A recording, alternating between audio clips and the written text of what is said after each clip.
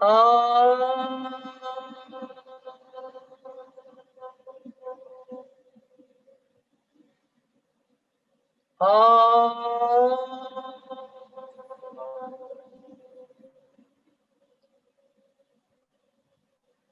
Sairam, Bapak Ibu. Sairam. Ya, jadi kita akan segera mulai. Pertama-tama kami mengucapkan selamat Idul Fitri untuk teman-teman yang merayakan. Mohon maaf lahir dan batin. Aidin wal faidin, Sairam. Ya, jadi kita berbahagia sekali. Walaupun di tengah pandemi kita masih diberikan anugerah kesehatan oleh Begawan, bisa merayakan ulang tahun Sairama minggu lalu. Masih terbayang tadi kita sudah putarkan kembali kelas balik ulang tahun Sairama. Dan kembali kita akan lanjutkan sesi kita. Mohon maaf Bapak Ibu, kita sudah bagikan buku panduan Aradhana Mahotsawam kepada Bapak Ibu semuanya, namun tidak semua kita bahas dengan tuntas. Jadi nanti Prof. Suresh akan memberikan kita materi baru, yaitu tentang Ibu Iswarama, karena masih berkaitan dengan perayaan Iswarama.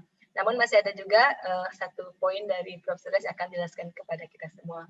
Nah, Bapak Ibu semuanya, mari bersama-sama kita sambut kembali Profesor Suresh Gowin. Ya, Sairam, Prof.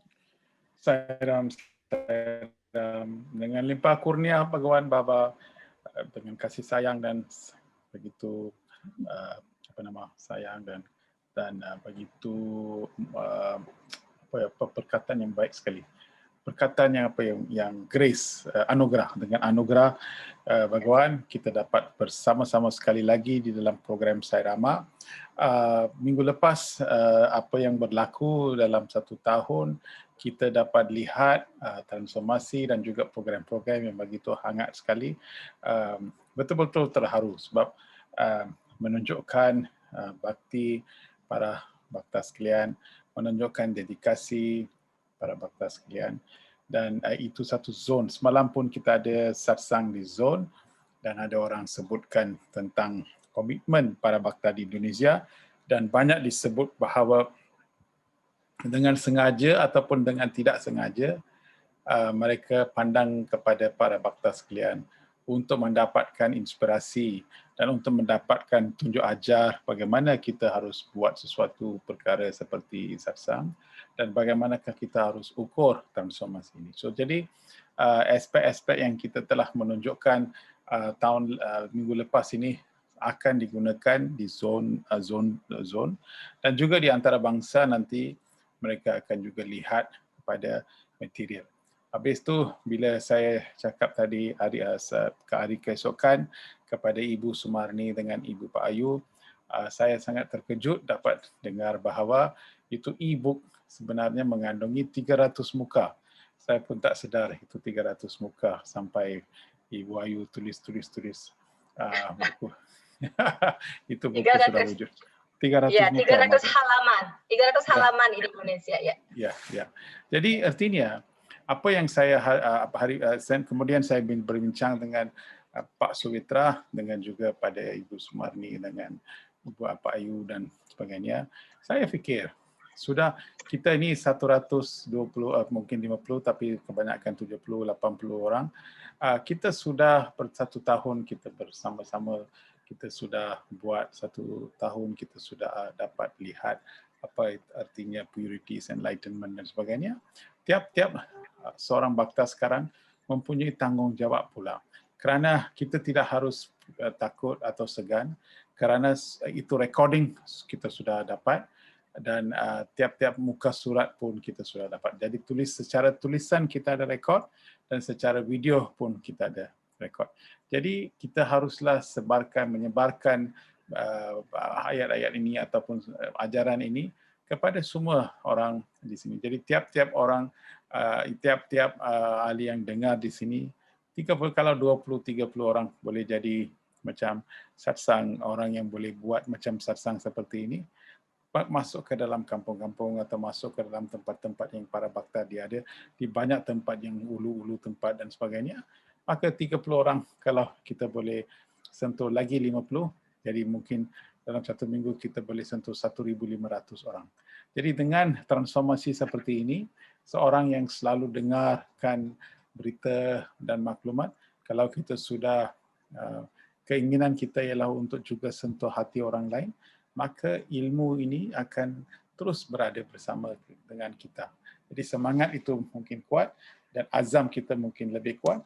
Jadi keinginan kita pun akan kuat, dan daripada situ mungkin kalau ada orang tanya soalan, kalau boleh tahu, jawab. Kalau tak tahu jawab, bawakan soalan-soalan daripada sekitar itu, bawa ke satu platform dan kita boleh berbincang, dan ini juga akan memberikan peluang untuk mentapkan diri dan juga untuk menyampaikan mesej kepada satu komuniti yang lebih luas.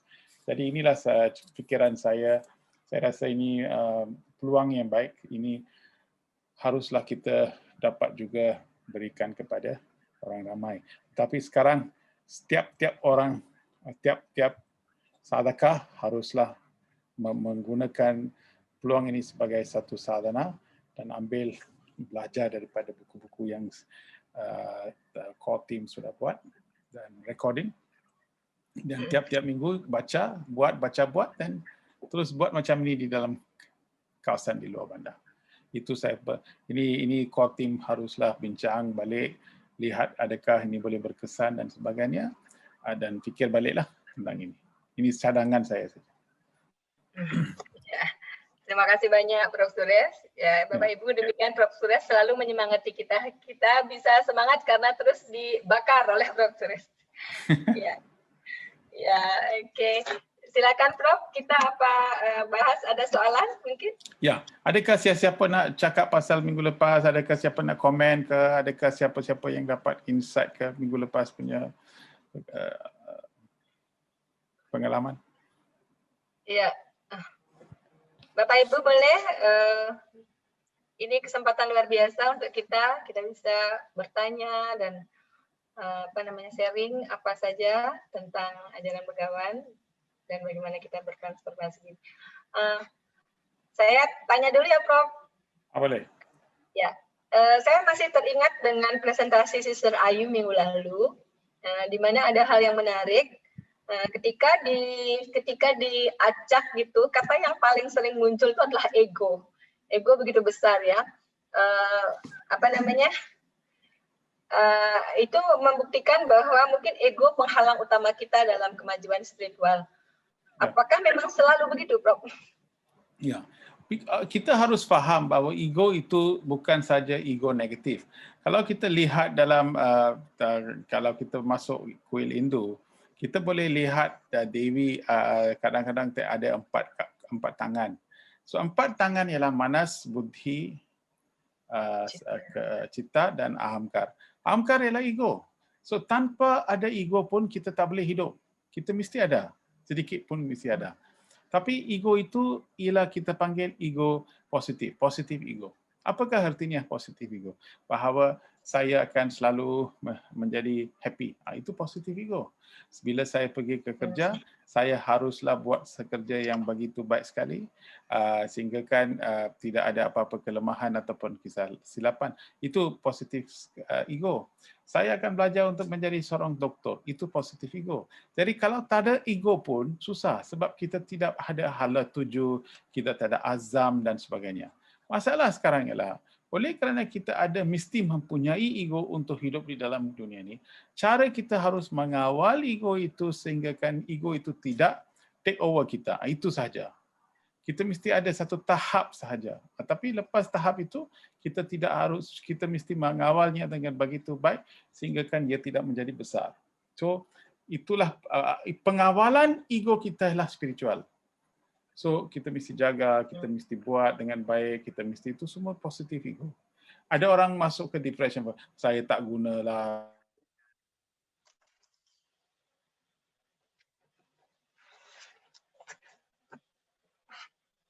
Sairam? Saya Ini nggak bisa dengar Prof. Suresh. Ya, Prof. Giri nggak dengar juga?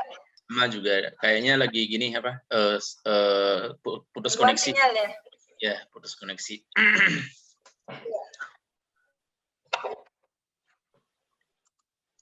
Coba di... Ya, saya hubungi beliau. Ya, boleh.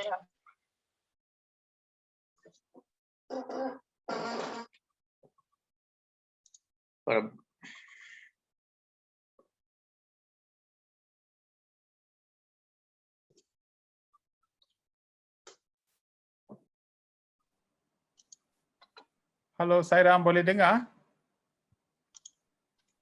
Ya, Yes, Prof, bagus. Tadi hilang, Prof. Oh, tarik hilang. Okey, sorry. So Ya, ya. apa yang saya nak maksudkan ialah ego jangan kita ambil selalu sebagai satu negatif.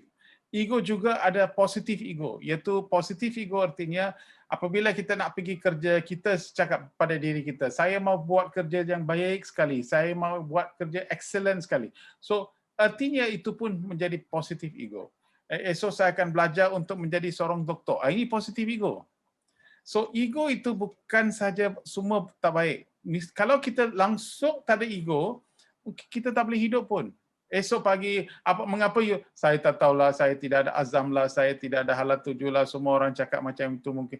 Bila kita give up, artinya ego sudah datang pada masa itu. Bila kita tewas, ego itu sudah datang.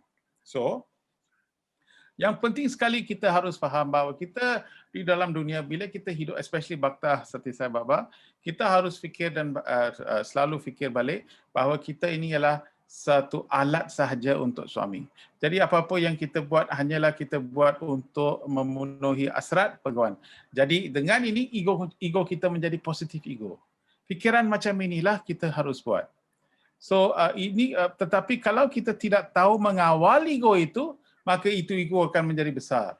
Dan ego bila kita menjadi besar, dan anak-anak ego ialah kemarahan, cemburu, iri hati, tak boleh tidur di malam. Ini semua ialah ciri-ciri bahawa kita mempunyai ego. Ya, Sairam. Jadi mesti hati-hati ya, Prof. Ya, mesti hati-hati dan jaga. Tapi kadang-kadang kita susah menentukan apakah kita ada dalam positif ego atau negatif ego. Kadang kita ternyata ego negatif karena begitu halus, begitu tipis. Padahal ternyata kita ego gitu. Gimana kita identify ego? Ya, jadi kita kenal pasti kesan positif ego. Apabila kita hidup di dalam kehidupan, bila kita selalu happy, bila kita buat apa-apa, kita share, kita hidup dalam dunia ini semata-mata untuk memenuhi hasrat suami dan sebagainya, maka ini artinya positif ego. Tapi kalau kita hidup, tak tahu esok tak ada, alah kena bangun, saya selalu risau, saya selalu bimbang, saya selalu marah. Jadi kesan-kesan seperti ini, lihat balik kepada fikiran, fikiran itulah boleh menentukan kita positif ego ke negatif ego, itu sahaja. Bila kita masuk seorang rumah kawan kita, kita tengok rumah itu begitu besar, dan kita bandingkan rumah besar itu dengan rumah kita, di mana rumah kita begitu kecil sahaja, maka bila masa kita bandingkan itu, apakah yang membandingkan keadaan itu? Ego kita. Jadi masa itu bila kita sudah tidak tenang dengan itu, artinya kita negatif ego sudah masuk. Itu saja, senang. Bila kita marah, itu artinya negatif ego. Jadi kita lihat balik fikiran kita, kita boleh tahu. Kekacauan, bila minda selalu dikacau, selalu di dalam perasaan yang tak selesa, maka dalam saat-saat itu kita di dalam negatif ego. Oke, terima kasih banyak Prof. Suresh. Semoga kita dipenuhi positif ego. Ya. Om Sairam. Ya, Sairam, Pak Putra, silakan. Oke, terima kasih Bu Kadek. Saya ingin menanya sama Prof. Prof pernah menjelaskan masalah antahkarana sarira kalau nggak salah ya. Jadi menurut dalam pandangan saya, ego is ego gitu ya. Dalam pandangan saya, positif negatif ya terserah dalam hal pandangan kita sekarang ini. Artinya kalau kita masih ada ego, artinya kan masih ada dualisme. Artinya pencapaian yang disebut Baba tentang penyatuan diri terhadap Baba. Aku adalah Tuhan, engkau juga Tuhan, tapi engkau tidak menyadari ketuhananmu. Kalau kita selalu mengatasnamakan Baba dalam suatu tindakan, artinya ego itu tidak ada lagi gitu. Saya ingin bertanya sama Prof. Apabila ego itu ada, apakah penyatuan atau pencapaian diri kita sama beliau sebagai pencipta itu apakah benar dalam hal ini? Terima kasih, Prof. Terima kasih. Ya, satu soalan yang baik sekali. Jadi apabila kita sudah buat persetujuan ataupun kita buat satu persetujuan dengan diri kita bahawa segala kegiatan yang kita buat, segala amalan yang kita ada ni, so selalu kita ingin buat ini semata-mata untuk mencapai hasrat suami. Jadi apabila kita fikir bahawa kita satu alat, saya mau buat sesuatu ini hanya untuk memberikan kepuasan kepada suami dan sebagainya. Jadi apabila perasaan seperti itu kan, jadi maka sungai itu sedang mengalir ke dalam laut. Jadi fikiran sungai itu ialah saya mau mengalir ke laut. Apa-apa cabaran yang berdepan saya tidak akan tewas dan saya terus akan mengalir ke akhirnya. So, apakah fikiran? Fikiran ini ialah, ya memang saya nak mengalir. Ini fikiran murni.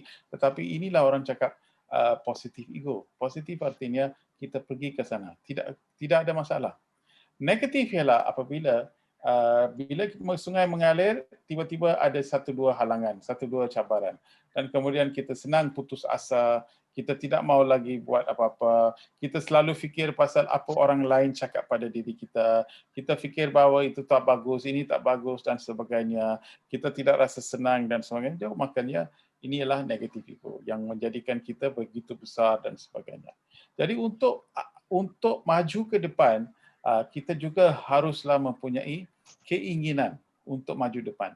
Tapi keinginan bertimbul dari apa? Keinginan bertimbul daripada positif ego yang memberikan kita hala tuju, satu wajah, satu idealisme dan sebagainya. Tapi apabila sungai bawa kita ke dekat-dekat mau laut itu, ini positif ego pun akan mengalir seperti macam garam mengalir di laut sahaja. Jadi sama seperti itu sungai pun akan hilang identiti dia akan hilang ego dia, maka air sungai itu akan terus masuk ke dalam laut. Tapi untuk bawa kita ke situ, for example, rokok. Orang panggil saya mau rokok, jadi saya cakap, sudah begitu lama saya hidup di dunia ini tanpa rokok, saya mau hidup tanpa rokok. Jadi ini adalah secara positif ego yang memberikan kita adalah tuju yang baik dan hati yang murni untuk bawa ke situ. Oh gitu ya, nyampe. Ya, Sairam, terima kasih banyak. Terima kasih Prof. Sules, terima kasih Pak Putu atas pertanyaannya. Terima kasih. Ya, ego positif membawa kita nanti akan bersatu dengan kawan. Ya. Ternyata ego juga yang mengantarkan kita ke sana, tapi yang positif. Oke, adakah Bapak Ibu lagi yang mau bertanya atau berbagi?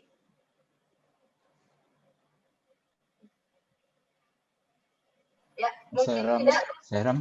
Oh, Sairam. Bro Usri, silakan. Ya. Sairam, Prof. Ini mau tanya, kalau kita sekarang ini kan kita banyak mengikuti berita-berita ya, news ya. Terkadang waktu pagi hari mau meditasi, pikiran itu sering terganggu, Prof. Apakah kita sebaiknya mengurangi atau kalau kita kan juga perlu ya ikutin berita-berita begitu, tapi terkadang waktu duduk silent sitting gitu, pikiran ini agak terganggu. Bagaimana step-step yang bisa kita lakukan supaya pikiran ini waktu meditasi tidak banyak terganggu gitu, Prof. Ya. Sairam. Terima kasih Usli. Saya bagi tahu daripada pengalaman saya memang sehari-hari saya tak baca surat khabar pun ataupun tengok berita dan sebagainya. Saya tidak tengok. Saya sepintas selalu saya tahu berapa mana COVID berapa banyak yang ada dan sebagainya. Itu saja. Tapi saya tidak masuk ke dalam dan fikirkan banyak perkara ini sebab seperti mana Yusli cakap bahawa bila kita buat meditasi maka fikiran ini semua akan terganggu. Jadi kalau fikiran kita terlalu ganggu dan sebagainya, kita kurangkan pengetahuan tentang dunia ini. Kita mesti tahu untuk hidup, tetapi janganlah tahu sangat sehingga kan kita tenteram kita sudah hilang. Sebab bila kita di dalam meditasi dan selalu kita fikirkan pasal orang-orang yang derita dan sebagainya. Dan daripada pengalaman meditasi kita boleh hantar cahaya yang murni, cahaya yang baik sekali dan sebagainya, maka ini merupakan satu sewa yang begitu baik sekali kita boleh buat. Ya, sewa boleh, kita boleh beri duit, beri makanan dan sebagainya, itu satu cara. Tapi untuk satu cara yang lain ialah bila kita buat meditasi dan bila kita bawa sinaran lampu ini ke dalam semua alam, kepada semua orang-orang yang menderita, semua orang yang memerlukan ini, maka ini merupakan satu sewa. Tapi ini hanya boleh dilakukan apabila hati kita lebih tenteram dan lebih aman. Tapi kalau hati kita terlalu diganggu, tidak ada tenteram, macam mana kita boleh, kita pun sendiri tak boleh duduk, biar takkan kita nak beri sinaran kepada orang lain. Kita pun tak boleh duduk dengan hati yang tenteram. Jadi kita mesti ada diskriminasi. Kalau sistem kita tak boleh meresap banyak berita, kita jangan bacalah, kita jangan dengar berita-berita. Macam apa yang saya buat.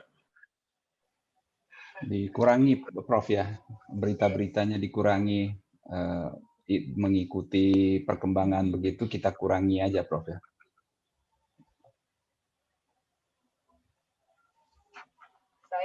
Saya Prof Suresh. Terputus lagi nampaknya. Boleh dengar. Terputus, Prof. Ya, baru dengar lagi, Prof. Oke. Boleh dengar. Caranya dikurangi aja, Prof ya, untuk berita-berita dan kurangi aja. Oke. Terima kasih, Prof. Kalau ini akan mengganggu kita, jangan lagi tengok itu, jangan lagi dengar itu saja. Sebab apa yang kita mesti faham, bahawa kita datang ke dunia ini hanya satu matlamat sahaja, untuk merealisasikan diri. Itu merealisasikan diri kita. Itu sahaja, self-realization. Jadi, apa-apa yang sumbang kepada itu, itulah yang betul. Apa yang ganggu kita ataupun apa yang block kita daripada ini mungkin kita kena lihat balik. Kita mungkin kurangkan aktiviti itu dan tumpu perhatian lebih kepada apa yang boleh memberikan kita aman dan damai. Terima kasih, Prof. Terima kasih. Terima kasih, Bro Usri. Ya betul, tapi itu betul ya, Bro. Kalau kita ngikutin berita-berita yang panas gitu, kadang-kadang sambil makan mikirin itu, sembahyang jadi terganggu. Tapi benar ya. Jadi kita mesti coba sekarang mengurangi untuk kedamaian kita, sehingga kita bisa berbagi kedamaian. Ataupun kalau kita sudah tahu itu maklumat, apakah yang kita boleh buat? Itu lagi satu. Okey, saya tahu memang ini satu maklumat. Jadi apakah yang kita boleh buat? Kalau kita tak boleh buat apa-apa, just risau saja, buat apa kita mau dengar berita. So apabila kita dengar sesuatu, kita mesti act on the berita. Okey, hantarlah duit ke ataupun tolonglah, buatlah sesuatu yang itu lebih baik daripada fikirkan. Kerana dengan fikiran ini, kita juga sumbang kepada dunia yang tidak aman dan damai. Sebagai seorang Bhakta Satya Sai Baba, kita harus meningkatkan keamanan dan kedamaian di dunia ini. Tetapi apabila kita sendiri risau, kita sendiri tidak, maka aras kesedaran kita akan terus jatuh. Dan dengan ini akan mungkin menjejaskan dunia. Jadi kita harus fikir bagaimana, apakah yang kita harus buat untuk dunia ini. For example, apa yang daripada para bhakta sekalian seminggu lepas bagi tahu bahawa ada 18 sehingga 25% perubahan di dalam tiap-tiap sektor. Jadi apabila kita sudah ambil usaha untuk memperbaiki diri atau mempertingkatkan kesedaran, kita sebenarnya menolong dunia untuk pulih. We are helping the world to heal. Jadi inilah sumbangan yang kita boleh buat, yang lebih besar dan lebih bererti daripada just risau saja. Ya. Oke, terima kasih Prof Suresh. Sending love and light. Yes, sending love and light. Yes. Yes. Sairam. Ya, silakan Pak Made. Iya, Prof, saya mau nanya sedikit, Prof. Di dalam buku-bukunya Baba, di sana ada tertulis yang namanya mantra dan ada juga yang namanya stotram. Apa sih sesungguhnya perbedaan stotram dan mantra itu? Terima kasih, Prof. Ya. Stotram is a aphorism. Mantra ialah, mantra datang daripada dua perkataan, manana and trana. Manana artinya daripada fikiran kita. Trana is dengan fikiran kita, kita dapat menyelamatkan diri kita. Jadi, mantra ialah apabila kita sebut sesuatu ataupun ada vibration yang begitu hangat sekali. Jadi apabila kita sebut, cara kita sebut, bawa dengan kita sebut, fikiran yang kita sebut, maka dengan fikiran, dengan mantra ini bunyi sahaja, ini akan mengkejutkan kita ke satu alam kesedaran yang lebih tinggi daripada kita. Jadi manana dengan reflection, dengan kontemplasi, dengan fikirkan apa yang kita buat, kita terana, kita boleh menyelamatkan diri kita. Itu artinya mantra. So, Om Namo Narayana Namaha. Itu mantra. So, bila kita sebutkan, maka ini ialah perkataan-perkataan yang kita sebutkan dengan secara tidak langsung atau dengan secara langsung. Kita dapat, bila kita buat kontemplasi dengan perkataan-perkataan itu, dengan vibration itu, maka ini akan habis, kita akan dapatkan satu kesedaran yang lebih tinggi. Sutra artinya dalam bahasa Inggeris ialah apa yang dipanggil praise. That is to say, sesuatu bila kita ada ayat-ayat Sanskrit yang kita lihat pada Tuhan dan tiba-tiba kita begitu terharu dengan Tuhan, maka kita komposkan ayat-ayat yang mencerminkan wajah suami ataupun wajah yang begitu baik sekali ataupun wajah yang begitu cantik sekali, yang begitu hangat sekali. Maka kita terlalu dengan perasaan yang terlalu terharu, maka perkataan-perkataan itu dikeluarkan. So this becomes sutra. Dengan ini, bila kita cakap dengan sutra ini bawa kita ke satu bawa yang begitu baik sekali. Itu dia punya perbezaan. Maka sutra selalunya perkataan-perkataan yang lebih banyak, lebih lama, lebih panjang daripada mantra. Mantra selalunya ialah pendek dan selalu dia akan bagi tahu akan bawa kita ke satu alam yang lebih tinggi sekali dengan sebutkan itu. So mantra ialah selalu menyelamatkan kita daripada avidya. Itu yang mantra. Dari apa? Mantra ialah menyelamatkan kita daripada avidya. Avidya means ignorance. Oh, kegelapan. Kegelapan. Dengan mantra kita boleh. Jadi kita boleh gitu ya. Avidya. Jadi dalam ketakutan, kadang-kadang tiba-tiba kita takut. Bila kita takut, Om Saishwaraya Vitmahi Satyadevaya Dhimahi Dhanna Sarvat Prachodayat. Jadi bila kita sebutkan mantra ini, bila kita sebutkan itu, maka kita pun rasa that feeling, that ketakutan tidak ada. Mengapa? Kita aras kesedaran kita sudah naik dengan mantra. Itu dia mantra. Tapi sutra ialah perkataan-perkataan sloka atau dengan sruti, dia akan mengumpulkan perkataan ini semata-mata untuk praise. How you say bahasa Indonesia praise? Praise means memuja, mengagungkan.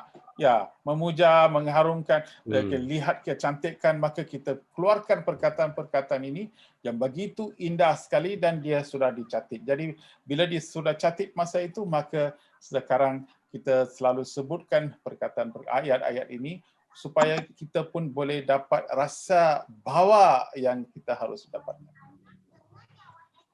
Oke, terima kasih Prof. Suresh, terima kasih Pak Made. Ya, terima kasih Bu. Prof. Suresh, ada satu sister kita bertanya tentang tadi penjelasan Prof. Suresh, kita jangan terlalu banyak ikutin berita-berita yang membuat kita agitasi, yang membuat kita tidak damai dalam meditasi. Nah, bagaimana dengan pesan Begawan, head in forest, hand in society? Bagaimana kita mempraktekkan ini bila kita tidak melihat berita-berita tersebut? Ya, bila head in the forest, head in the forest, hand in society. Bila tangan di dalam society, itu sebab saya bagi tahu bahawa kepala haruslah selalu berasa aman dan damai. Tangan mestilah kerja di dalam society, kita boleh kerja. Tetapi apabila kita bertangan di dalam society, pikiran kita bila kita lihat benda-benda ini mengganggu kita, itu bukan menjadi satu ideal. So idealisme yang baik ialah kepala kita haruslah rasa selalu di dalam forest, di dalam hutan, di mana kita di dalam satu alam yang selalu aman. Apa-apa yang mengganggu fikiran kita, kita mesti jaga. Buat apa kita buat kerja itu ataupun dengar sesuatu sehingga kan merisaukan kita? Tidak guna. Artinya sistem kita terlalu lemah. Jadi apabila kita dengar, kadang-kadang saya tengok itu tadi saya nampak itu hari itu video saya nampak India ada begitu banyak until ICU, so tak ada katil dan sebagainya. So di dalam meditasi saya hantar vibration yang positif, saya hantar macam itulah kita boleh buat. Itu saja yang kita boleh buat. Tapi itu hanya kita boleh buat kalau hati kita tenteram dan happy. Dengan itu saja kita boleh dapat mengeluarkan kuasa yang begitu baik sekali. Tapi kalau kita sudah terganggu, orang harus berdoa untuk kita. Bukan kita doa untuk orang. Kita minta doa supaya kita tenang. Oke. Terima kasih banyak, Prof. Sules, penjelasannya. Ya, baiklah. Barangkali sudah ya untuk sesi tanya jawab pembuka. Kita tampilkan satu slide terakhir yang dari Aradhana. Kita anggaplah terakhir, Prof. Masih banyak sih, tapi satu saja kita tampilkan lagi. Ya. Oke. Bro Sadi, boleh tolong share. Ya. Saya Nah, ya. Boleh dibesarkan, Sadi? Ya. Minta dan dapatkan apa yang akan menyelamatkanmu, bukan apa yang akan mengikatmu. Engkau telah datang, sebagian besar darimu datang untuk mendapatkan dariku barang murahan dan sampah, pengobatan kecil dan promosi, kegembiraan dan kenyamanan. Sangat sedikit dari kalian yang ingin mendapatkan dariku sesuatu yang aku ingin berikan sebagai tujuan dari kedatanganku, yaitu pembebasan itu sendiri. Dan bahkan di antara yang sangat sedikit ini, mereka yang mengikuti jalan latihan spiritual dan berhasil adalah lebih sedikit lagi, hanya segelintir orang saja. Banyak yang terjebak oleh tanda-tanda luar kesucian, jubah panjang, jenggot, rosario, rambut kusut. Mereka mengikuti banyak orang seperti itu yang bergerak di negeri ini dan mengikuti mereka ke alam liar. Sangat sulit untuk membatasi dengan jelas perwujudan Tuhan. Jadi aku mengumumkan diriku dan aku sendiri menjelaskan misiku, tugas, karakteristik, kualitas yang menandai keawataranku dari avatar yang lainnya. Janganlah mengharapkan kenyamanan atau kekayaan. Sangat berharaplah akan kebahagiaan, Ananda. Jika engkau memiliki keyakinan dan jika engkau terus mencantingkan nama Rama yang bagaikan teman tetap, maka engkau akan merasa seperti berada di surga, Waikunta atau Kailasa sepanjang waktu. Ini bukanlah daerah yang jauh yang harus dicapai dengan perjalanan yang berliku-liku. Itu adalah sumber ketenangan yang ada di hatimu sendiri. Engkau tidak akan dapat memiliki kesempatan untuk menjadi yang paling dekat dengan sumber kebahagiaan terbesar di tempat lain manapun. Di sini begitu dekat, begitu mudah dicapai, begitu penuh rahmat. Jika engkau mundur, engkau akan jarang mendapatkan kesempatan lagi. Mintalah dan dapatkan apa yang akan menyelamatkanmu, bukan apa yang akan mengikatmu. Engkau meminta dariku ribuan hal duniawi, tetapi sangat jarang engkau meminta aku. Saya. Wow. Saya begitu baik sekali kan. Ini begitu baik sekali. So, ini pengalaman apabila kita baca ini, apa yang saya ingat balik ialah pada 24 hari bulan April 24 April 2018 saya ingat. Masa itu bila suami drop the physical form, bila suami habiskan tempoh hidup di dalam badannya di dalam dunia ini, masa itu 1 bulan suami berada di hospital. So masa itu bila suami berada di hospital, banyak orang fikir, mengapa ini boleh berlaku? Mengapa suami berada di hospital? So masa itu banyak di center-center, hari-hari para bakta sekalian datang ke center, hari-hari berdoa saja suami selamat. So mereka chant, mereka buat mantra, mereka 1 jam, 2 jam mereka duduk di center dan sebagainya. Bukan di 1-2 tempat, di seluruh dunia. Ini sudah menjadi satu tabiat, selalu pergi daripada kerja, mereka terus datang ke center, mereka buat chanting untuk berikan doa, untuk doakan suami selamat. Merupakan satu kejadian yang begitu luar biasa kerana selalu bila kita pergi ke center, kita selalu doa untuk apa? Doa untuk keluarga kita, doa untuk kebaikan kita, untuk kerja kita dan sebagainya. So bila kita buat arti dan bila kita bajan pun, kita ada banyak kehendak kita dan selalu kita minta suami untuk menunaikannya. Tetapi kali ini kita sudah lupa diri kita. Kita sudah lupa apa yang kita mahu. Kita sudah lupa apa yang kita pergi untuk center pun. Hanya satu sahaja di dalam fikiran kita, iaitu suami mesti selamat. Suami mesti itu. Jadi artinya masa 1 bulan itu, kita lihat, kita tidak fikir meminta ribuan hal duniawi. Tetapi sekarang kita minta suami sahaja. Jadi kemurnian kita, masa yang 1 bulan yang suami berduduk di hospital tu, begitu tinggi sekali sehingga kan saya rasa aras kesedaran para bakta sekalian sudah lompat, sudah menjadi lebih satu tahap yang lebih tinggi. Dan saya rasa ini fikiran saya, ini pendapat saya, mungkin saya salah. Mungkin pada masa itu mungkin dunia hit with a meteoroid. Meteoroid means di dalam dalam amat, di dalam angkasa ada banyak thing yang mungkin nak datang langgar di ke bumi kita. Maka dengan doa yang begitu banyak sekali, mungkin ini dapat dielakkan. Kita tidak tahu. Ini ada satu kebaikan yang kita tak nampak. Jadi artinya sekarang masa ini bukan kita minta, kita tidak minta.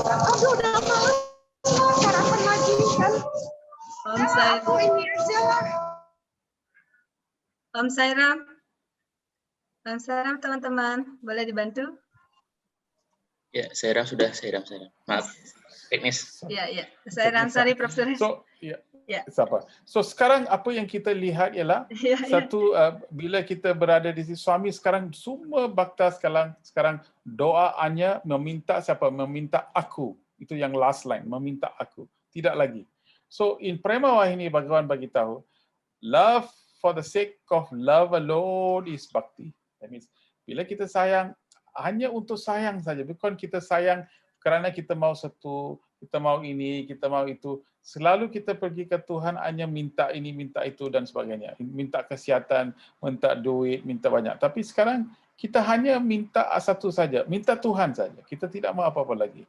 Jadi inilah secara sejati yang kita doa pun kita menjadi seorang yang lebih murni dan sejati, kerana inilah apa yang sebenarnya bakti, Jadi ayat yang sebegitu besar ini memberikan kita pandangan-pandangan. Jangan lihat balik persepsi bahawa orang yang janggut panjang itulah orang yang menjadi lebih alim, ataupun jubah panjang, ataupun selalu dengan orang alim yang pegang kepada rosari dan sebagainya. Jadi jangan lihat kepada lambang-lambang eksternal untuk mengistiarafkan sebagai seorang spiritual dan sebagainya. Tidak. Jangan lihat balik kepada pangkat atau posisi dan sebagainya. Itu pun tidak. Jangan lihat kepada benda-benda eksternal yang you pergi hanya you boleh dapatkan ini baru boleh dapat sebakta dan sebagainya. Tidak juga. Saya sendiri ambil tangan suami di dalam bilik interview sebanyak kali saya sebut, dan saya letak atas kepala saya dan saya bagi tahu pada suami tanya saya, apa you buat? Saya cakap saya mau enlightenment, keceriaan. Saya mau itu. Sekarang saya mau. Saya bagi tahu pada suami. Suami cakap enlightenment is not a business transaction for me to give you and for you to take. Ini bukan satu transaksi bisnes di mana saya harus beri and you harus ambil. You kena buat kerja, you kena upaya, you kena tekun dan you kena rajin. Jadi artinya usahalah yang akan memberikan kita keceriaan. So jangan pandang kepada aspek-aspek eksternal ataupun orang janji ini, janji itu dan sebagainya. Ini semua tidak akan menjadi betul. Lihat balik kepada diri kita. Persyanti nilayam sebenarnya di dalam hati kita. Di dalam hati kita letaklah suami. Jangan letak di luar, letak di dalam. Dan dengan pandangan yang murni, dengan halat tuju yang baik, kita boleh dapat lihat bahawa sekarang kita hanya mau, sudah banyak lama kita hidup di dalam dunia ini, apalagi yang kita mahu, kita kebanyakan apa yang kita ada sudah ada. So sekarang kita hanya mahu suami saja, kita mahu Tuhan saja. Itulah doa yang begitu akan memberikan kita sama sekali. Okey, di dalam Mahabharata, dalam peperangan Mahabharata, Krishna tanya pada Arjuna datang, Duryodhana pun datang. Dia tanya, apa you mau? You mau saya punya army, saya punya askar yang beratus-ratus gajah, beribu-ribu kuda, askar ini, you mau semua ini kah atau you mau saya? Duryodhana terus ambil yang semua tu. Dia ambil semua. Dia mau askar, dia mau itu, dia mau apa? Dia mau gajah, dia mau kuda untuk menang dalam peperangan, ini semua diperlu. Tapi Arjuna memilih satu saja. Arjuna cakap, saya tidak mau ini semua. Saya hanya mau Krishna sahaja.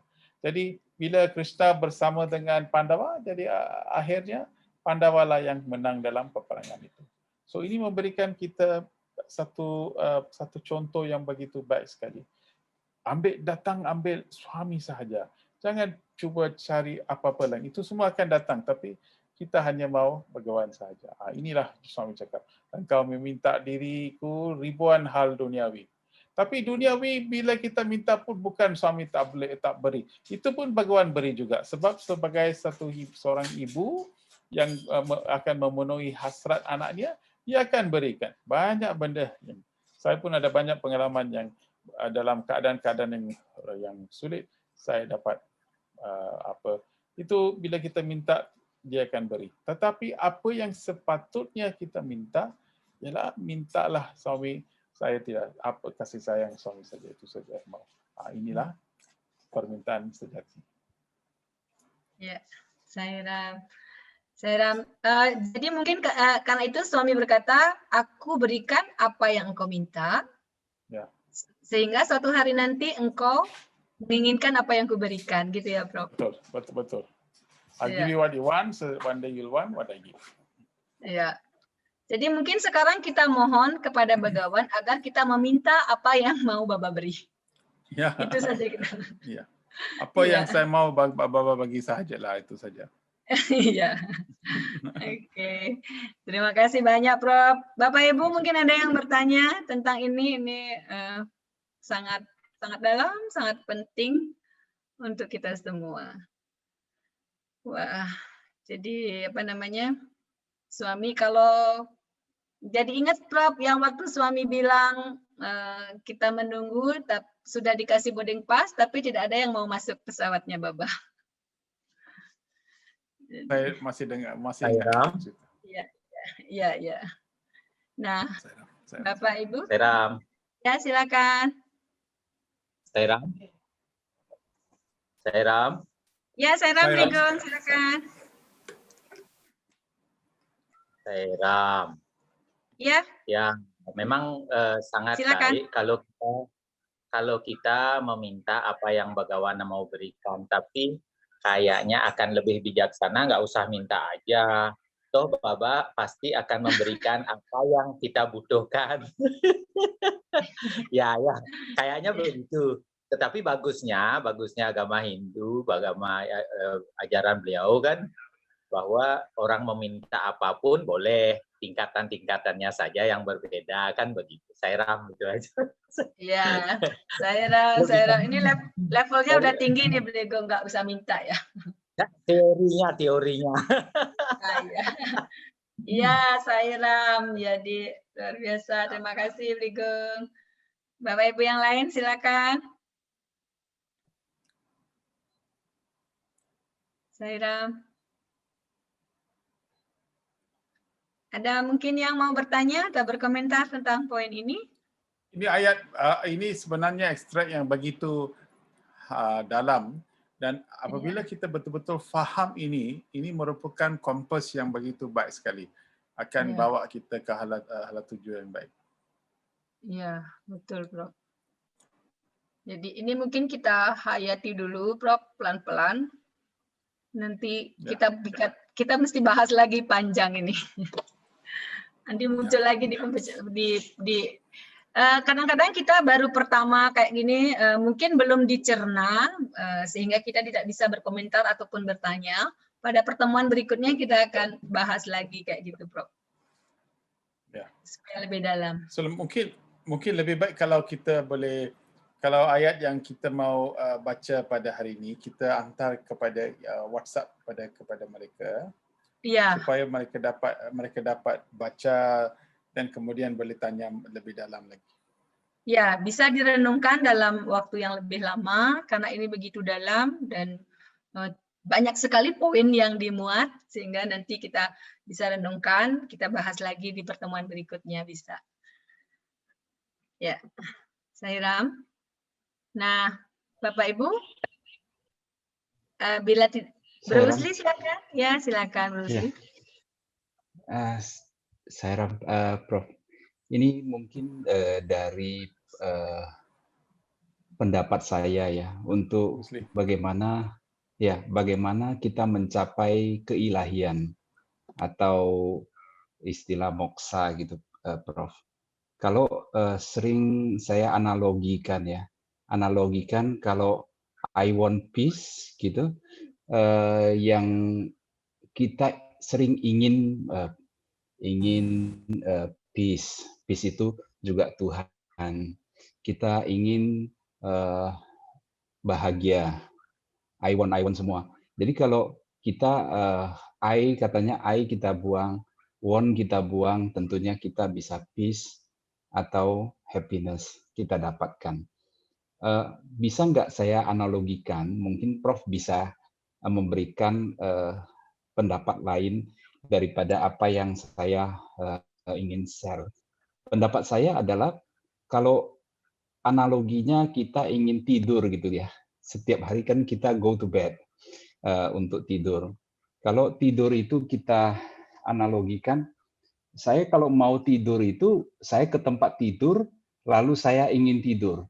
Belum tentu, malah kalau pikiran saya terus mengatakan saya ingin tidur terus menerus, jadinya saya nggak bisa tidur gitu. Yang saya dapatkan malah tidak dapatkan. Tapi kalau semua persyaratannya, item-item sudah memenuhi, seperti badan fisik cukup capek, jamnya sudah menunjukkan jam tidur sehari-hari, kemudian saya tutup lampu, kemudian pikiran saya cukup rileks, semua item terpenuhi, saya terselip dan tertidur. Jadi bukan mau tidur, tapi tertidur. Tertidur itu adalah terjadi. Mungkin analogi ini bisa saya pakai seperti kalau kita mau mencapai keilahian, tentunya saya mempraktekkan sinkron dengan apa yang sifat-sifat seperti saya harus happy terus. Happiness itu saya harus praktekkan. Sehingga saya bisa sinkron item per item. Saya harus happy setiap hari, saya harus merasa damai, pikiran damai, hati damai. Setiap saat saya maintain, kemudian saya namasmarana supaya saya lebih tenang, rileks. Tentunya itu mungkin lebih memungkinkan saya lebih bisa ke arah item yang poin yang ini yang kita dapatkan seperti suami. Katakan kita mendapatkan satu peningkatan kesadaran keilahian gitu, Prof. Apakah analogi yang saya sampaikan ini bisa begitu, Prof? Yang secara simpel gitu.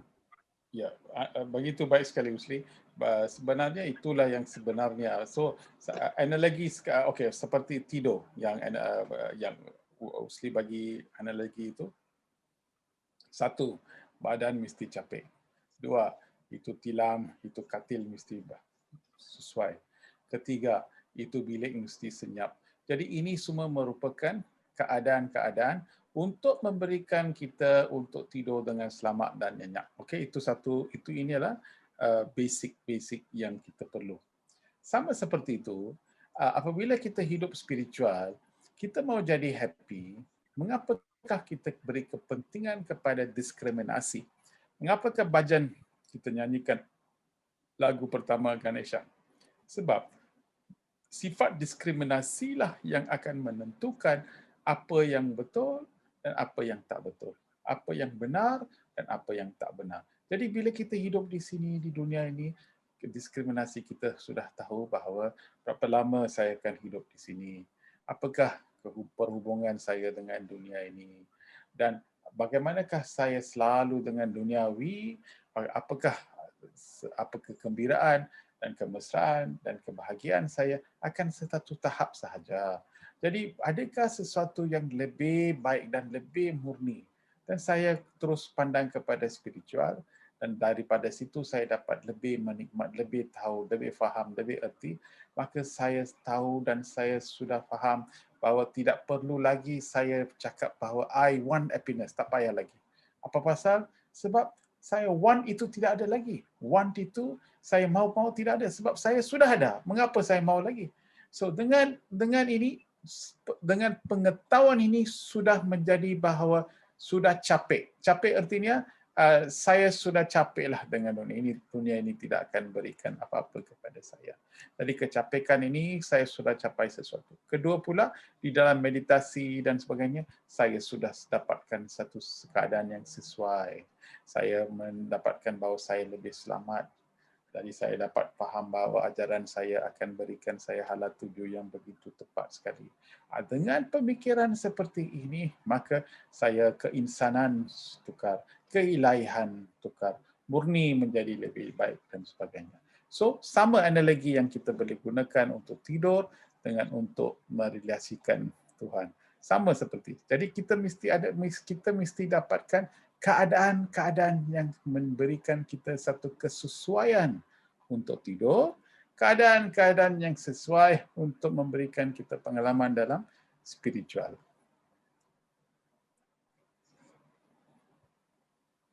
Ya. Jadi Prof, kalau kita masih, kalau seandainya kita masih setiap hari masih suka marah, kemudian sedikit mudah tersinggung, kemudian kita masih kacau, itu berarti masih jauh, Prof ya. Jadi kita juga bisa mengukur kita item-item yang sudah cukup nggak kita untuk mencapai satu kesadaran keilahian itu, Prof ya. So dulu, for example, usually dulu bila kita marah, mungkin kita tidak sedar kita marah pun.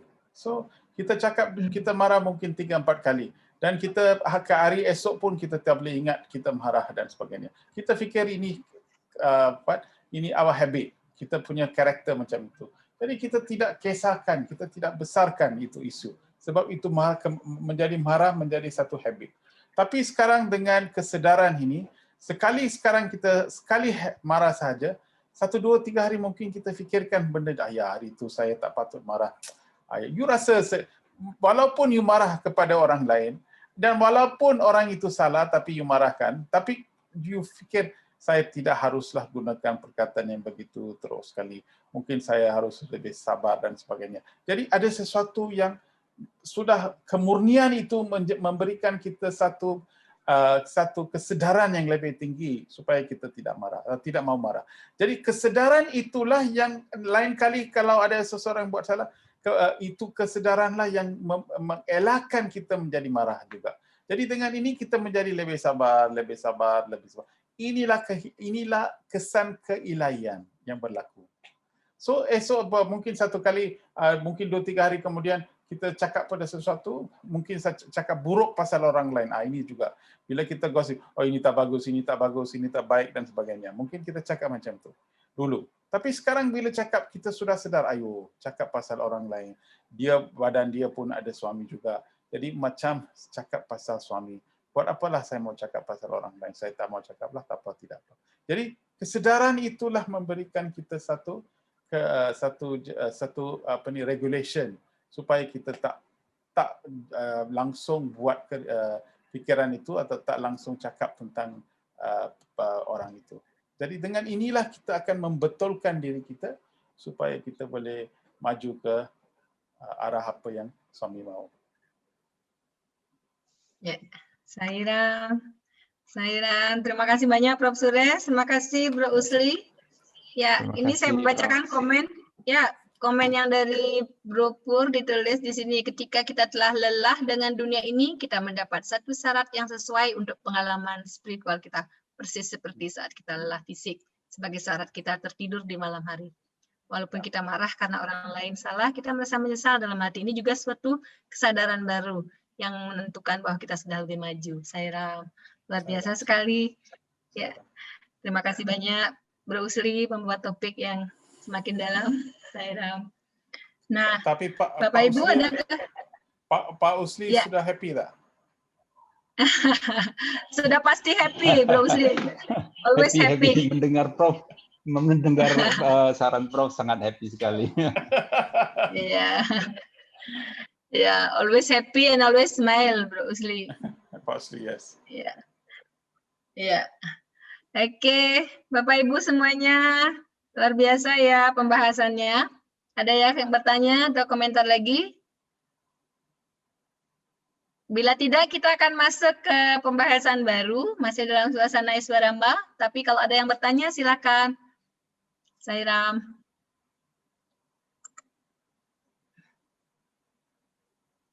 Ya. Sairam, Prof. Mungkin kita ke topik Ibu Iswaramba.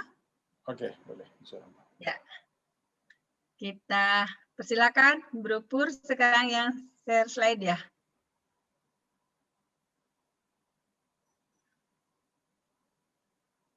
Tunggu sebentar.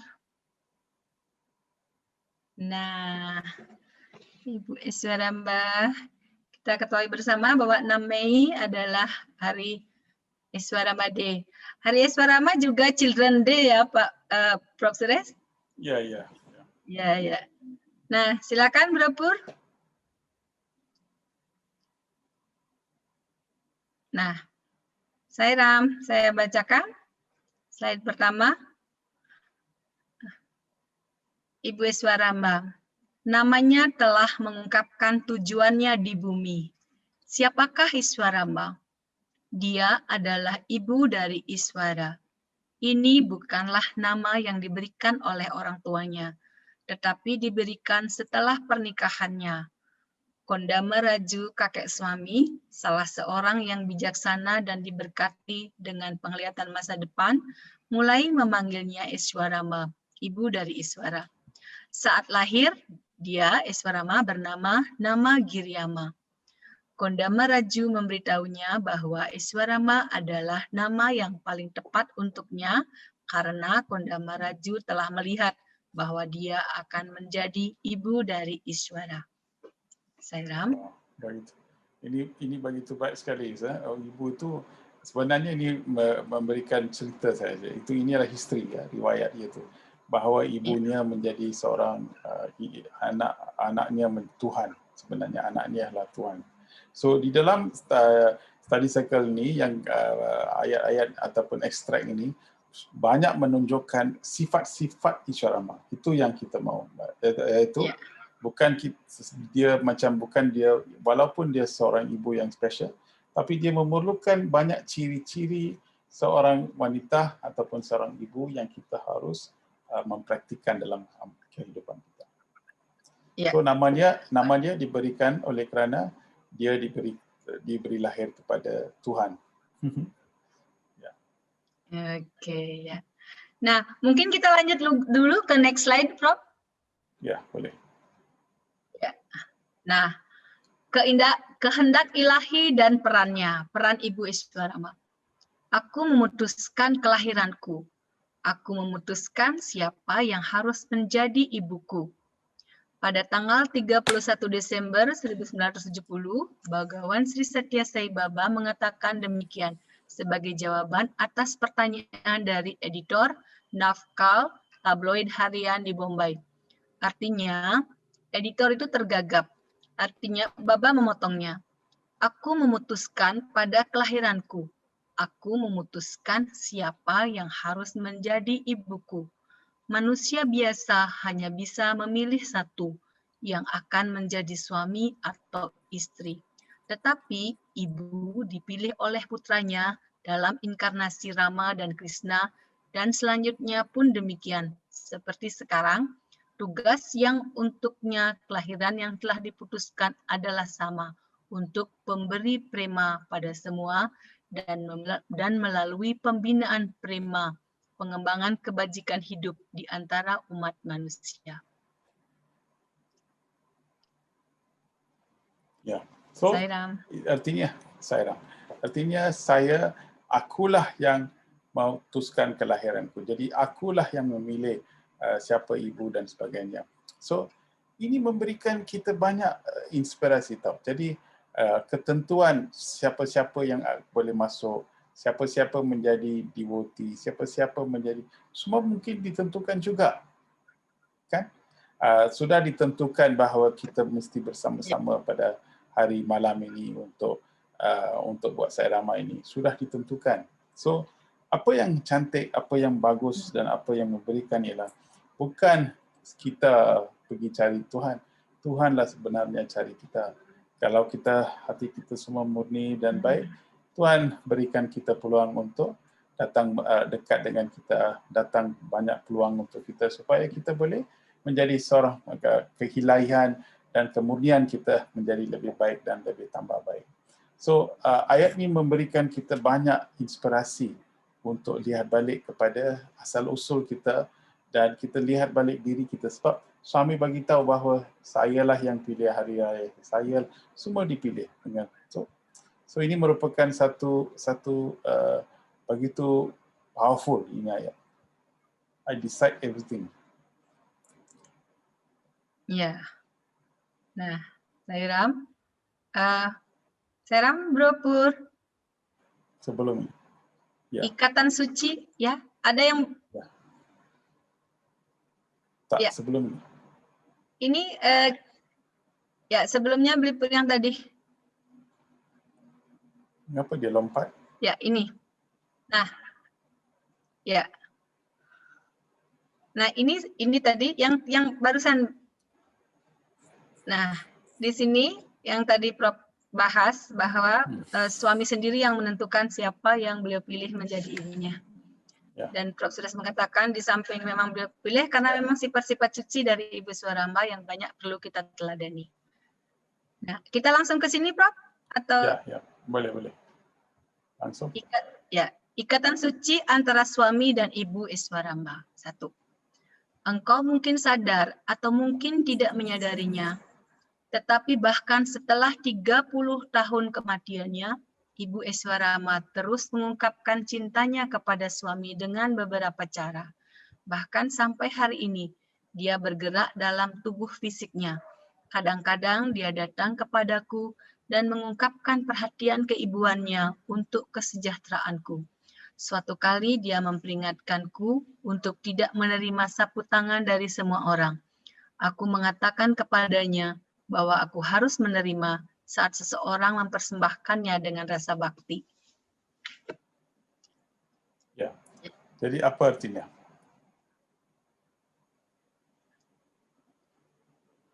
Sairam. Ya, apakah artinya? Tentang ini, Ya. betapa Ibu Eswarama bakti kepada suami, Prof. Ya. Selalu perhatian, mungkin seluruh pikirannya dipenuhi dengan suami gitu. Ya.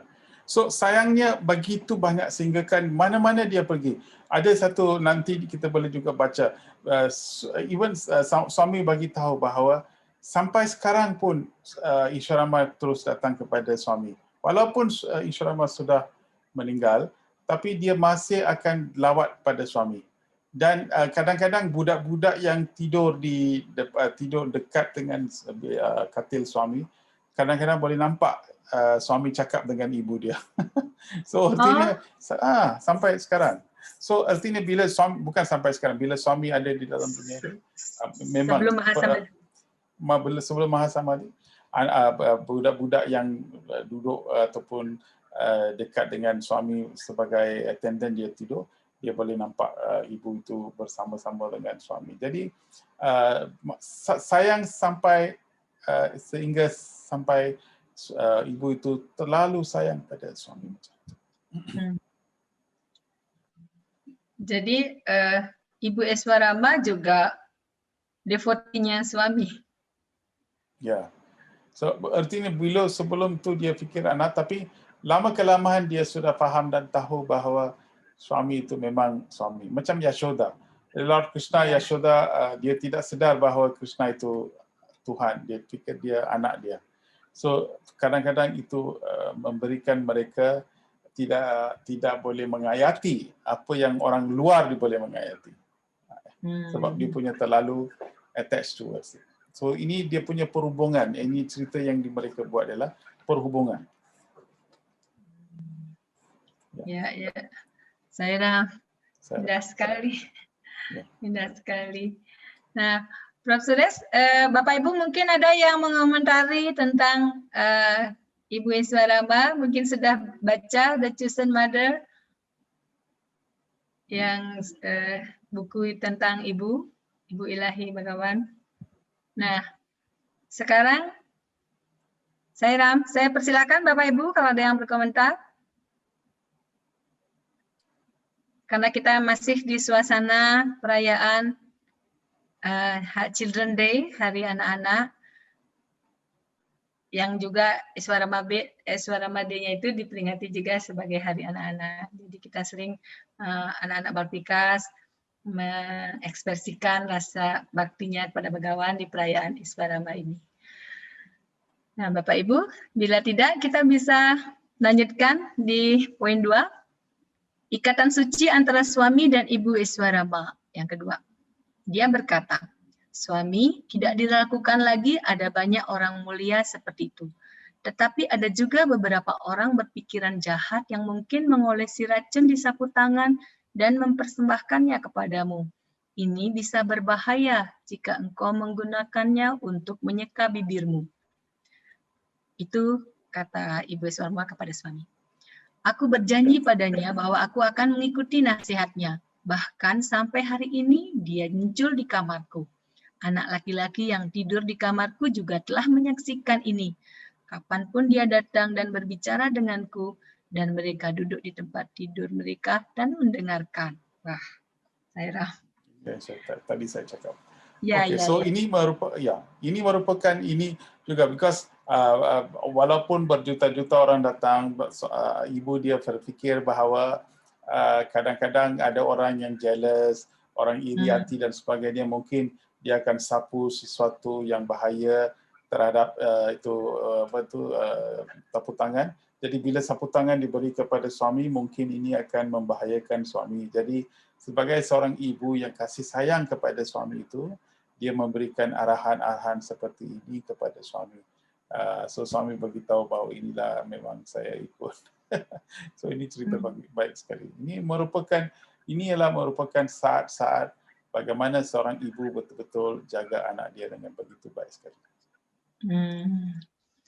Ya, ini suasana yang diceritakan ketika Ibu Eswarama sudah meninggal ya, Bro? Masih datang? dan para student bisa melihat dialog itu ya. Yes. Satu lagi ini kalau kita nak bagi tahu kepada anak-anak kita sekarang, bila you pergi, bila you balik, bila kita tua pun ibu itu atau bapa itu akan selalu fikir kita anak. Dulu bila bapa juga saya begitu tinggi sekali dan sebagainya, bila saya ambil kerusi untuk tukar itu lampu, bapa akan cakap, berdiri betul lah, jangan jatuh, berdiri betul, bapa akan cakap. Jadi walaupun kita sudah tinggi, sudah tua dan sebagainya, tapi di dalam pandangan ibu dan pandangan bapa, kita masih anak sahaja. So dia orang tidak akan fikir seperti itu. Itulah artinya kasih sayang, bahawa di dalam mata itu you adalah anak mereka dan anak itu memang selalu dalam itu. Jadi kadang-kadang anak-anak tidak sedar pesanan ibu bapa itu. Dia orang pergi malam sedikit lambat, di mana you pergi, apa pasal you pergi lambat, dengan siapa you pergi. Kalau kita tanya soalan seperti itu, mereka akan rasa marah dan apa ini, saya sudah tua, orang lain sudah pergi, mengapa you tanya macam itu dan sebagainya. Mereka tidak fikir bahawa soalan-soalan seperti ini hanya boleh wujud atau hanya boleh dikeluar kalau ada kasih sayang. Kalau ada orang juga mereka tidak langsung faham dan tahu mana anak mereka pun. Sebab ibu bapa di dalam dunia masing-masing. Ada juga keluarga macam itu.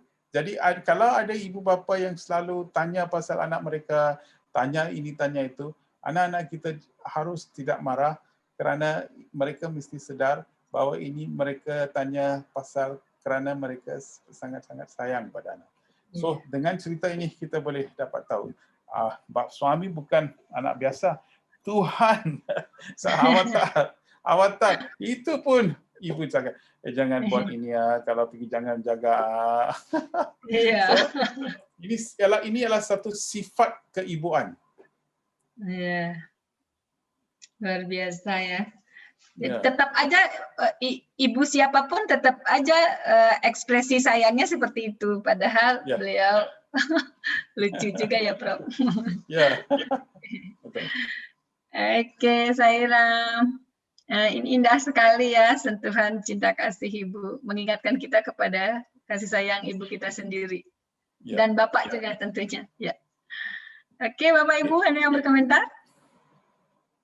Ini kita dengerin cerita-cerita indah ini. Juga penting sekali orang tidak tahu bahawa sebenarnya banyak akhlak di dalam anak-anak kita sudah lari ataupun tidak seperti dulu kerana kasih sayang yang diberikan oleh ibu bapa kita tidak sama dengan sekarang. Itu sudah kurang kerana mungkin ibu-ibu banyak kerja di luar, ataupun itu saya tidak cakap kerja di luar itu betul ke itu salah, itu saya tidak cakap. Tetapi apa yang saya cakap ialah mungkin anak ibu bapa yang dulu beri kasih sayang itu begitu kuat dan begitu semangat dia bagikan sehingga kan anak-anak boleh dapat menghadapi cabaran di dunia ini dengan baik-baik.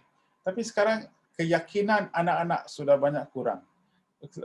Dan selalunya ialah sebab daripada rumah ada banyak masalah-masalah yang mereka tidak dapat melihat, ataupun di dalam dunia ini oleh kerana teknologi anak-anak kita banyak distract, banyak sudah pergi ke satu arah, fikiran mereka tidak berada dan mungkin mereka tidak dapat rasa kasih sayang daripada ibu bapa. So ini merupakan suasana lah yang memberikan satu hala tuju kepada pembentukan akhlak.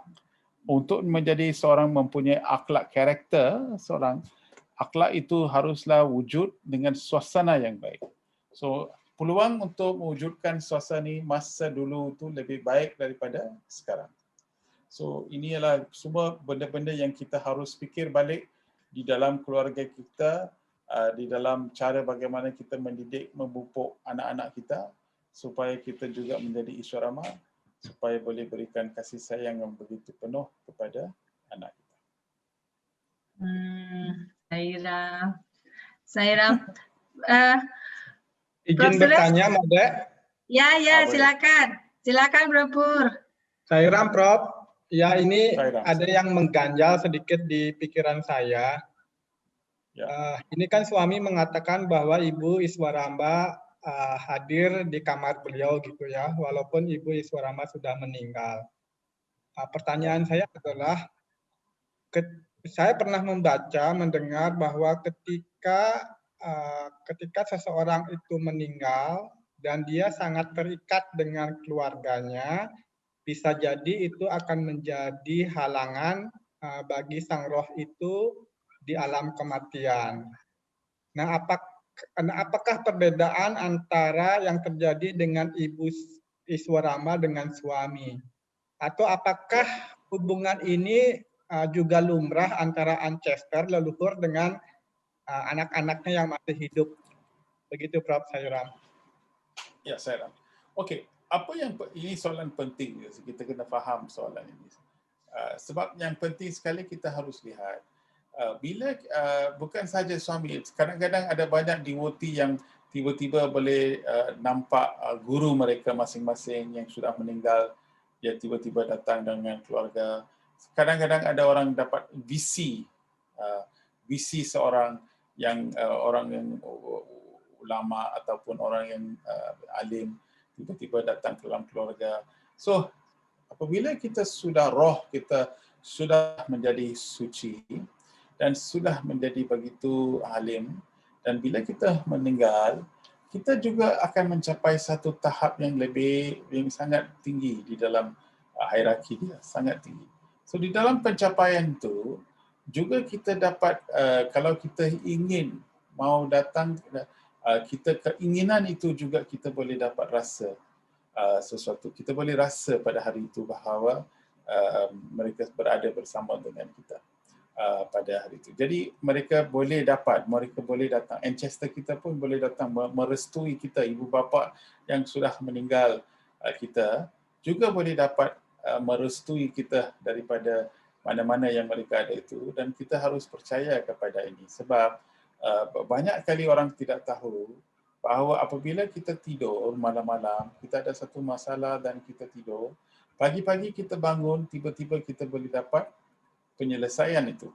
So, orang banyak fikir, ini adalah sebab kita tidur. Dan bila kita tidur, kita rehat. Dan bila kita rehat, idea baru akan muncul bila kita bangun. Tapi sebenarnya itu mungkin betul, tapi itu tidak begitu betul. Kerana bila kita tidur, kita mesti faham, our conscious mind, minda yang conscious itu akan terus tidur. Tapi apa yang akan masih wujud ialah subconscious mind. Jadi mimpi-mimpi yang kita dapat ataupun idea-idea yang kita mungkin dapat, kadang-kadang ditanam oleh siapa? Oleh ancestor yang berada di dalam alam yang di sana, yang terus akan membantu kita untuk merentasi segala cabaran dan halangan kita.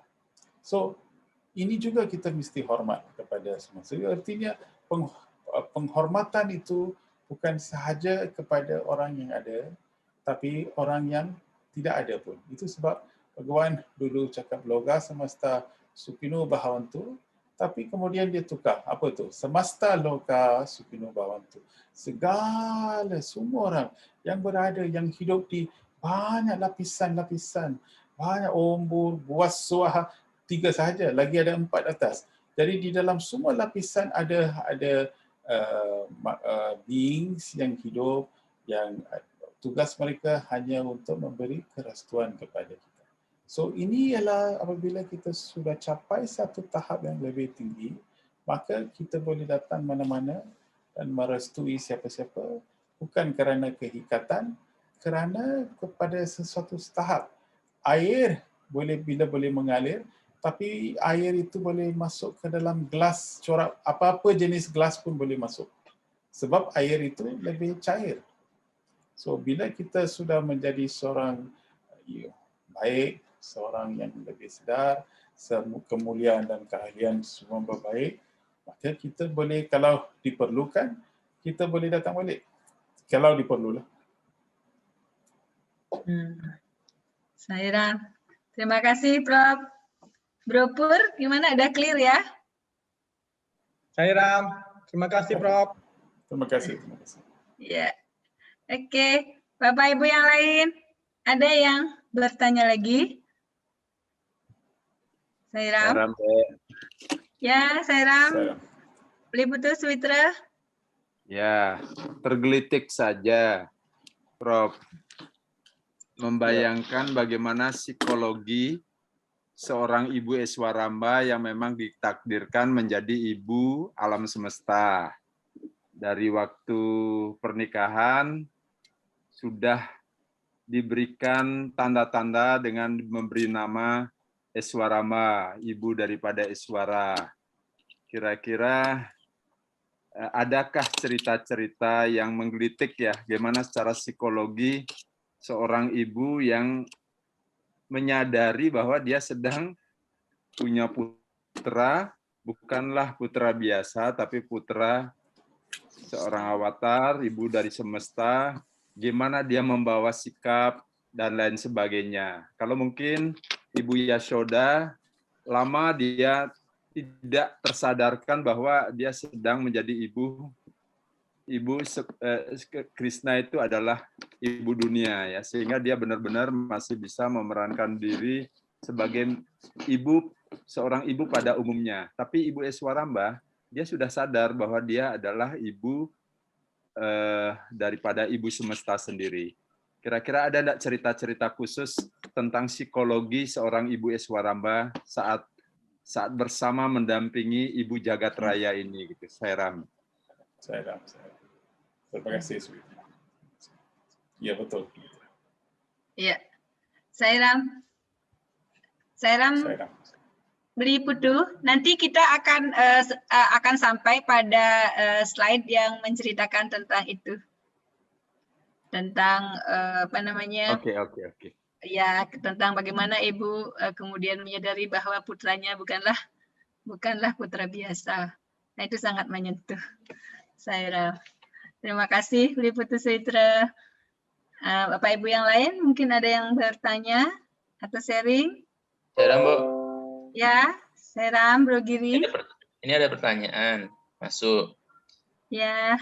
Yang di chatbox ini ya. Saya pernah dengar jika kita berdoa kepada suami susah dikabulkan. Katanya berdoalah kepada Ibu Eswaramba juga. Itu maka doanya akan lebih cepat dikabulkan oleh suami. Nah, bagaimana dengan pernyataan ini, Prof? Siapa tahu. Saya rasa ada lagi satu slide yang sebenarnya menunjukkan itu juga. Ada satu lagi slide yang menunjukkan bahawa mereka pergi ke samadhi Ibu Eswaramba dan mereka berdoa sangat-sangat kepada itu supaya ibu itu akan menyampaikan mesej itu kepada suami ya. So ini semua bergantung sangat banyak kepada kepercayaan kita itu saja.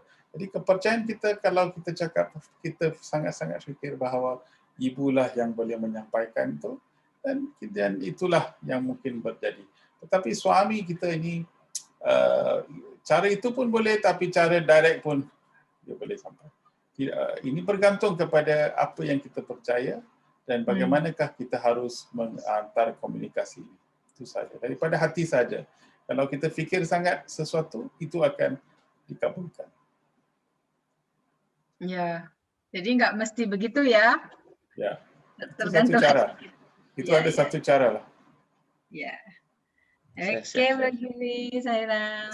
Saya nak, kalau nak telefon Jakarta, saya boleh gunakan direct call ataupun WhatsApp call. Dua-dua cara boleh dapat. Iya. Tapi nanti itu tergantung sinyal. Signal ya. Ya, koneksinya ya. Nanti kadang-kadang gangguan koneksi. Oke. Ya. Kemurnian hati kita itu adalah sinyal yang baik sekali. Kemurnian itulah yang kemurnian itulah yang sebenarnya yang betul sekali. Kalau kita betul-betul feeling betul-betul, dan boleh sentuh sekali. Iya.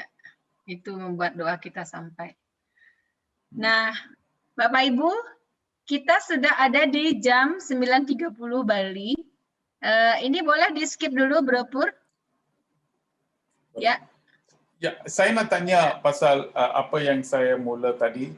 Apa kata cadangan bagaimana kita boleh, adakah cadangan ini cadangan baik? Cadangan, maaf Prof?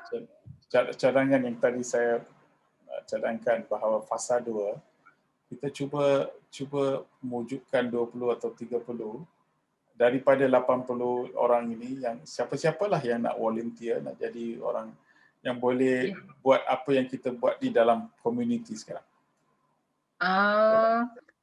Membesarkan. Ya. Adakah Jadi cadangan ini baik? Jadi maksud Prof kita perluas diskusinya dengan yang ada di antara kita menjadi fasilitator gitu Prof? Ya, so artinya kita sudah ada video sekarang recording. For example, ayat yang pertama yang kita buat Purity Enlightenment itu ada video, recording video sudah ada. Jadi dia tengok itu recording, dengar banyak kali. Kemudian Sister Ayu pun sudah buat manual yang 300 muka itu. Itu pun dia boleh baca satu lesson atau 2 lesson dia baca dulu. Kemudian dia cuba contact 30-40 kawan dia di center lain ke ataupun di luar. Dan dia menjadi seorang yang menyebarkan berita atau maklumat ini kepada 30-40 orang itu. Dan kemudian mereka akan tanya soalan ataupun dia akan berikan pesanan. Tapi apa-apa soalan yang diberikan, kalau dia tak boleh jawab, dan dia bawa ke sini lagi. Jadi dia boleh datang sini. Jadi dengan ini, dia menjadi seorang yang lebih, seorang itu bukan saja dengar, tapi mau menjadi, mau sentuh hati orang lain. Oke, terima kasih banyak Prof. Suresh. Jadi Bapak Ibu semuanya, Prof. Suresh menghimbau kita yang secara rutin telah mengikuti Sairama untuk mengembangkan topik yang kita bahas di Sairama ini di center kita masing-masing. Jadi selama 1 tahun Sairama ini kita sudah punya recordingnya di YouTube, kita juga punya resumenya. Silakan Bapak Ibu membawa itu di tempatnya masing-masing, mungkin dihadiri oleh 20, 30 atau 40 orang untuk didiskusikan lagi, dipelajari lebih dalam, dan bila ada masalah boleh dibawa lagi ke Sairama untuk kita bahas bersama. Nah, bila Bapak Ibu berkenan untuk menyebarluaskan program ini, kita sangat berterima kasih sekali dan mohon infonya untuk kita di tim Sairama. Terima kasih banyak, idenya luar biasa. Prof. Suresh, mungkin Bapak Ibu semuanya akhirnya nanti dapat, oh iya kayak gitu, bisa membawanya di tempatnya masing-masing. Sairam, terima kasih. Mungkin Pak Putu Sumitra mengomentari, atau Brigong atau Pak Usli lagi, silakan. Apa yang dianjurkan oleh Prof. Suresh? Sairam. Sairam. Ya, saya kira Prof. Suresh semangat sekali terus mendampingi kita. Bahkan tentu ingin mendapatkan kemajuan dari program Sairama, bagaimana kemasan Sairama di era tahun kedua ini. 1 tahun telah berjalan, beliau sangat percaya bahwa di antara kita yang sudah aktif ini akan bisa diberi tanggung jawab sebagai mentor-mentor ya, untuk kemudian bagaimana terus bisa mengakselerasi, kita sebut kemarin kita diskusi dengan Prof. Suresh, mengakselerasi apa yang telah kita dapatkan agar semakin banyak di antara kita termasuk pada satu frekuensi yang sama untuk lebih mendalami ajaran-ajaran suami dari apa yang kita. Ini menjadi tanggung jawab kita yang telah mendapat berkah lebih awal. Saya kira mudah-mudahan ini bisa disambut baik oleh semua, karena saat tanggung jawab itu diberikan pada sebagian di antara kita, ini adalah semoga dapat disambut dengan baik ya, sehingga benar-benar program Sairama itu satu media, satu wahana untuk mengakselerasi transformasi buat seluruh Bhakta.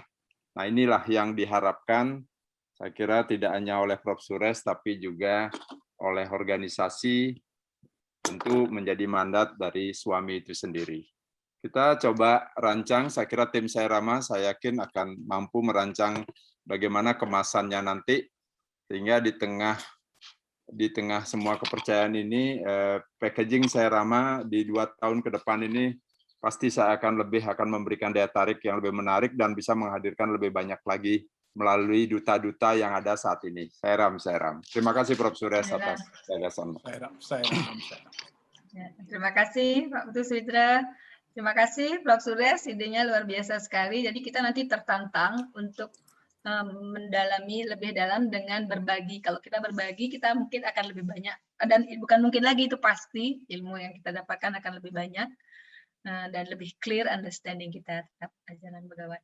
Nah, Bapak Ibu, adakah bila ada yang bertanya atau sharing masih saya persilakan 1 menit, 2 menit lagi.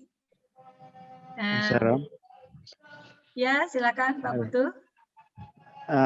Prof. Suresh dan Pak Kadek ya. Kayaknya sih kita sudah pernah mencoba di study circle kita di Jakarta, di mana Lisadi sudah memaparkan materi-materi di Sairama. Kita ulang bahas kembali di study circle kita, sehingga lebih memperdalam kasanah berpikir yang memang yang sudah ikut di sini dan yang belum juga, sehingga mendapatkan pemahaman yang lebih. Dan kita sudah coba kalau nggak salah sekali ya sama Pak Sadi ya, tentang apa yang sudah pernah dibahas di Sairama. Om Sairam. Om Sairam, terima kasih Pak Putu. Jadi luar biasa sudah diterapkan di SSG Jakarta. Jadi nanti mungkin dari Dewan Ketua akan duduk bersama secara online untuk mengemas acara ini lebih bagus, sehingga semua center bergerak. Jadi seperti apa yang dilakukan di Jakarta. Terima kasih Pak Putu. Bapak Ibu semuanya, kiranya karena sudah waktu, kita akhiri dulu sesi Sairama kita malam ini. Luar biasa sekali diskusi kita, seperti biasa, selalu luar biasa. Puji syukur kita panjatkan kepada Begawan, dan terima kasih banyak untuk Prof. Suresh yang selalu semangat menemani kita. Semoga apa yang kita pelajari malam ini bermanfaat untuk kita semua. Kita akhiri dengan doa Samasta Loka Sukino Bhawantu. Om Samasta Loka Sukino Samasta Loka Sukino Bhawantu. Samasta Loka Sukino Bhawantu. Om Santi Santi Santi. Terima kasih Prof. Suresh. Kita jumpa minggu depan, Prof. Terima kasih. Terima kasih banyak Bapak Ibu semuanya. Terima kasih. Semoga semua sehat. Semua bahagia. Tetap semangat. Semoga bebas dari COVID. Yang sudah vaksin, semoga sehat ya. Ya, Sairam. Bro Giri ya, mari kita ya, Om Sairam, para terkasih, malam hari ini masih kita tetap bersama-sama untuk mendoakan saudara-saudara kita yang tertimpa virus corona ya di seluruh dunia. Di India kemarin, masih saat ini juga tsunami COVID ini terjadi, dan juga tentu saja kita berdoa untuk saudara-saudara kita di Indonesia. Terlebih saat ini ada pergerakan pulang kampung di Jawa pada khususnya ya. Semoga semuanya menjadi sehat, damai, dan pastinya pandemi ini cepat berlalu sehingga bisa beraktivitas normal kembali. Mari bersama-sama mengirimkan vibrasi positif, cahaya kasih buat semuanya, terutama untuk para pasien atau korban untuk COVID-19 ini. Mari bersama-sama berdoa dengan Om Karam dan konsentrasi beberapa saat. Sairam. Om.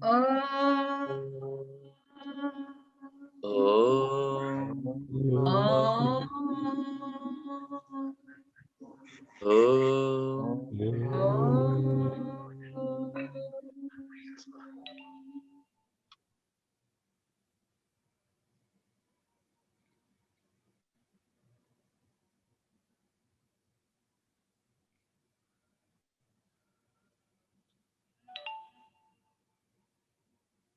Shanti, Shanti, Shanti, Shanti.